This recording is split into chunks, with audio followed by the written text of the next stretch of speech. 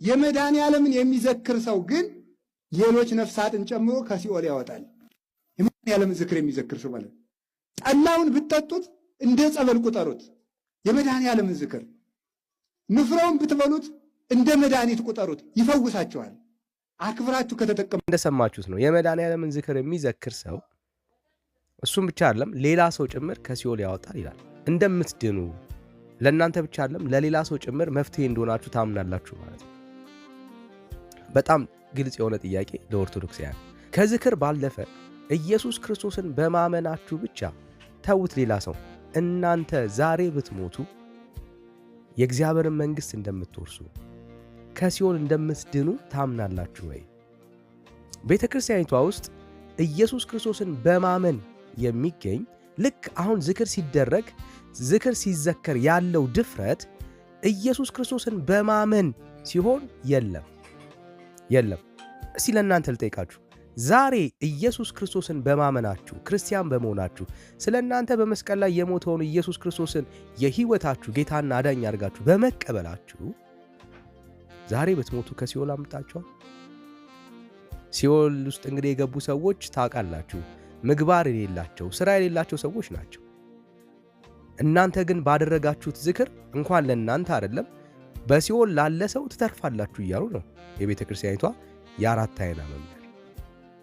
አሁን ጥያቄውን እስቲ እንየው። አንድ ኦርቶዶክሳዊ ኢየሱስ ክርስቶስን በማመኑ የሕይወቱ ጌታና ዳኛ አድርጎ በመቀበሉ እሱም በማመኑ የሚገኝ ሕይወት አለ? እሱም በማመኑ የሚገኝ የዘላለም ሕይወት ተስፋ አለ? ለራሳችሁ በታማኝነት መልሱልን። ምክንያቱም በአብዛኛው ኦርቶዶክሳዊ ኢየሱስ ክርስቶስ የመዳን ተስፋ እንደሰጠው ዛሬ ቢሞት መንግሥተ ሰማያት እንደሚገባ እርግጠኛ አይደለም። ለምን? ስራዬ ምግባሬ በእግዚአብሔር ፊት ሲታይ የእግዚአብሔርን መንግሥት እንድወርስ አያደርገኝም ስለሚል ቤተ ክርስቲያኒቷ ኢየሱስ ክርስቶስ የሚባል አዳኝ ሲነሳ አብራ የምታነሳው ምግባር ከሌለ የሚል ትምህርት ነው። እንግዲህ አስቡት። በዚህ መሰረት እነኚህ ከሲኦል የሚወጡ ሰዎች ምግባር ያላቸው ሰዎች አይደሉም። ምግባር የጎደላቸው በኃጢአት ውስጥ ያሉ ሰዎች ናቸው ሲኦል የሚገቡት።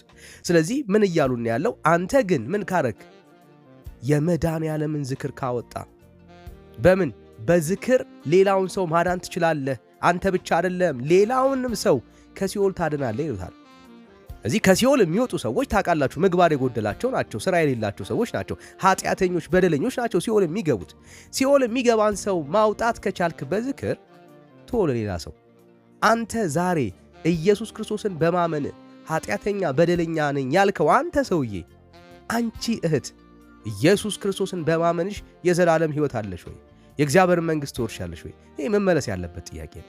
ቤተ ክርስቲያኒቷ ላይ በሌላ ጉዳይ ላይ ድፍረት አላት፣ ግን ኢየሱስ ክርስቶስን በማመን ብቻ የሚገኘውን የዘላለም ሕይወት ተስፋ ሰዎች አይቀበሉም። ብዙ ሰዎች ግራ ይገባቸዋል።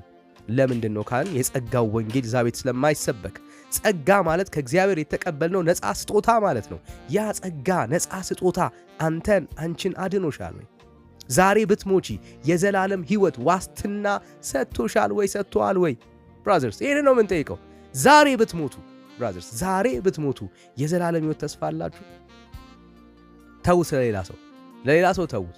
ሌላውን ሰው በዝክር አታውጡ፣ ግድ የለም። እናንተ ግን ኢየሱስ ክርስቶስን በማመናችሁ ዛሬ እናንተ ከሲኦል ተርፋችኋል ወይ? ዛሬ ብትሞቱ መንግሥተ ሰማያትን ትወርሳላችሁ ወይ? ዛሬ ብትሞቱ እናንተ የእግዚአብሔር ልጆች ናችሁ ወይ? ወራሾች ናችሁ ወይ? አንድ የእግዚአብሔርን ቃል አመጣላችሁ። ዮሐንስ ወንጌል ምዕራፍ 1 ቁጥር 12 ላይ እንደዚህ ይላል፣ ለተቀበሉት ግን በስሙ ላመኑት ለነሱ የእግዚአብሔር ልጆች የሆኑ ዘንድ ሥልጣን ሰጣቸው ይላል። የእግዚአብሔር ልጅነት ሥልጣን የሚገኘው ኢየሱስ ክርስቶስን በማመን ነው። ይሄ ድፍረት ዛሬ ብትሞቱ መንግሥተ ሰማያት እንደምትገቡ የሌላችሁ ሰዎች ካላችሁ በእግዚአብሔር ልጅ በክርስቶስ ኢየሱስ እመኑ። የእግዚአብሔር ጸጋ ነፃው ስጦታ ሰውን የሚያድነው በእምነት ነው። ስለዚህ ወገኖች ወንጌሉ የጸጋው ወንጌል የሚሠራው በእናንተ ሕይወት ውስጥ ኢየሱስን ባመናችሁ ልክ ነው። የእግዚአብሔር ጸጋና ሰላም ይብዛላችሁ። ወደ እግዚአብሔር ልጅ ወደ ክርስቶስ ኢየሱስ ወደ ጸጋው ወንጌል እንድትመጡ በጌታ ፍቅር አበረታታችኋለሁ።